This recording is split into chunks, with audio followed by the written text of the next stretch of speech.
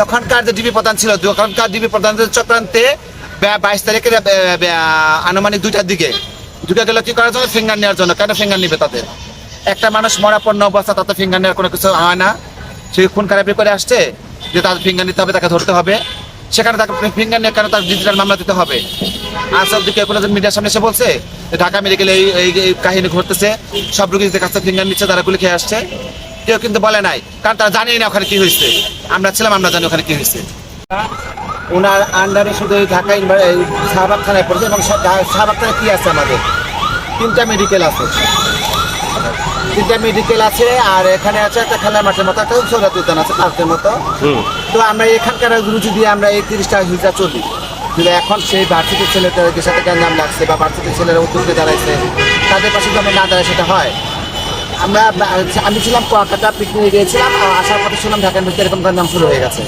আমরা 15 তারিখে ঢাকায় ফিরি, 16 তারিখে রাত্রেবেলাতে আমরা ঢাকা মেডিকেলে ডিউটি করি। যাই দেখি এই অবস্থা, মারামারি কাটাকাটি চলতেছে, মানুষ আশা করতেছে। তো যাই জিজ্ঞেস করলাম, ভাই এখানে কাজ করা যাবে? কিভাবে কাজ করতে চাই? আমি সেসব লোকের কাজ করতে চাই। বিভিন্ন ধরনের বিভিন্ন মহলে বিভিন্ন প্রশ্ন উত্তর দিয়ে আমরা সেখানে ঢুকতে হয়েছে। যাই হোক, শাহবাগ থানায় আন্ডার যে আমরা যা আসলে 6 জন হিসেবে ঢুকলাম ঢাকা মেডিকেলে কাজ করার জন্য স্বেচ্ছাসেবক হিসাবে।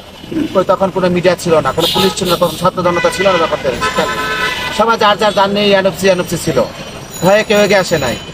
সর্বোচ্চ রেকর্ড যে শাহবাগ থানায় হিজড়ারা নিজেরা দাঁড়িয়ে থেকে 3 লক্ষ টাকা 2 দিনে ক্যাশ উঠাইছে এবং 700 ব্যাগ রক্তের ব্যবস্থা করে দিচ্ছে, যেটা নজিরবিহীন বাংলাদেশে কেউ কোথাও করে নাই। এটা কাদের করে দিচ্ছেন? ছাত্রদের, সাধারণ জনদের ও জনগণদের যারা আসছে। আমি এবং ওখানকার একটা শিব সম্প্রদায় একজন সাংবাদিক ছিল প্রথম আলো, ওনাকে আমি একটা রিকোয়েস্ট করেছিলাম, ভাই কে কার ভাই কে কার মা সেটা দেখা দরকার নাই, আমরা মানুষ হিসেবে মানুষ উপকার করতে চাই।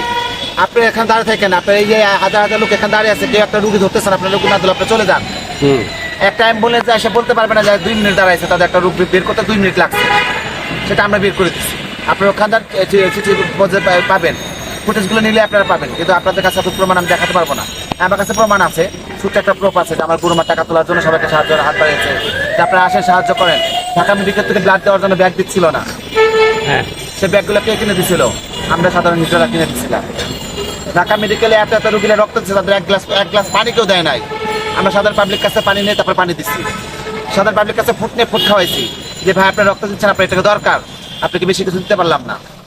এই যে কাজগুলো তখন কই ছিল? কেউ ছিল না, এখন কোনো মিডিয়া ছিল না, কোনো পুলিশ ছিল না ঢাকা মেডিকেলে। একবার না 2-2বারেই কোনো মিডিয়া ছিল না, কোনো পুলিশও ছিল না। আজকে দেখি অমুক মিডিয়া যে টাং পান করে অমুকে এই করছে তাই করছে, কেউ কিছুই করে নাই। তাহলে এই লাশের পাহাড় কই গেল? এই শত লাশ কই গেল? কারকে বাংলাদেশের মানে হিসাব দিতে পারছে যে কতগুলো লাশ, কতগুলো মানুষ মারা গেছে? কেন হিসাব আসে নাই? যদি সেখানে সাংবাদিক থাকতো অবশ্যই একটা নিউজ আসতো যে না এতগুলো লাশ, এতগুলো মানুষ মারা গেছে। কোনো নিউজ নেই আপনাদের কাছে, আপনারা কেউ বলতে পারবেন কতগুলো লাশ মারা গেছে, কতগুলো মানুষ মারা গেছে, কতগুলো মানুষ ক্ষয়ক্ষতি হয়েছে?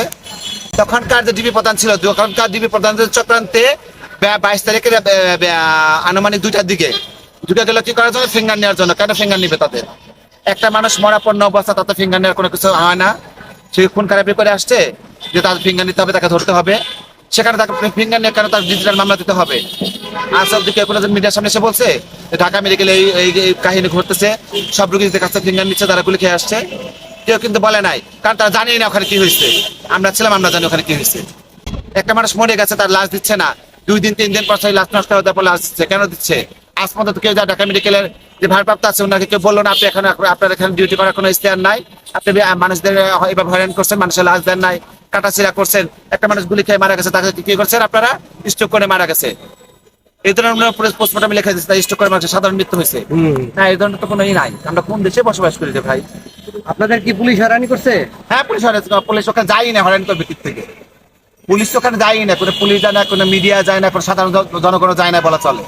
যাদের রুগী আছে তারাই গেছে। ছাত্রলীগ হামলা করছে না? ছাত্রলীগ হামলা করছে আপনার 16 তারিখ সকালবেলায়, রাতেও তো হামলা করছে। না হামলা করে নাই, ওটা হলো একটা পুলিশ গেছিল, পুলিশ যার ভিতরে একটা গুলি চালাইছিল। আপনারা অনেকেই দেখছেন একটা পুলিশ দৌড় দিয়ে পড়ে গেছে। সেই পুলিশটা কেন পড়ে গেছিল? পুলিশ ভিতরে যায় না, হাসপাতালের ভিতরে গুলি চালাইছিল, পাবলিক তাকে ধরে তারপর সে দৌড় খেয়ে পড়ে গেছে। এমনি সে পড়ে নাই, কিন্তু সেটা মিডিয়া অতিরঞ্জিত করে দেখাইছে যে পাবলিক খেপে যে পুলিশে মারতে, পুলিশটা কেন মারতে গেছে? পুলিশ যখন মেডিকেলের ভিতরে গুলি চালাইছে তখন তো পাবলিক খেতে গেছে, যেখানে একটা মানুষ আছে মহর্ষ রোগী, তাদের তুমি কেন গুলি করতেছ, সেটা নিয়ে হলে পুলিশে দৌড়ান দিছিল। আচ্ছা আপনাদের টিম কতদিন কাজ করছিলেন? আমরা তখন করেছিলাম 25 তারিখ পর্যন্ত, এবার 1 তারিখ থেকে 5 তারিখ পর্যন্ত করছে, দুইবারে।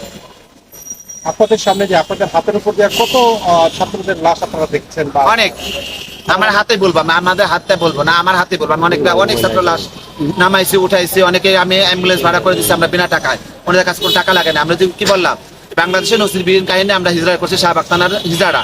ঢাকা মেডিকেলে 2 দিনে আমরা 3 লক্ষ টাকা ক্যাশ উঠাইছি পাবলিকের কাছ থেকে, পাবলিকের টাকা পাবলিক কাছে উঠে দিচ্ছি। যাদের লাশ নেওয়ার মতো অ্যাবিলিটি ছিল না তাদেরকে আমরা অ্যাম্বুলেন্স ভাড়া করে দিচ্ছি। আপনি যা খবর নিতে পারেন ওখানে।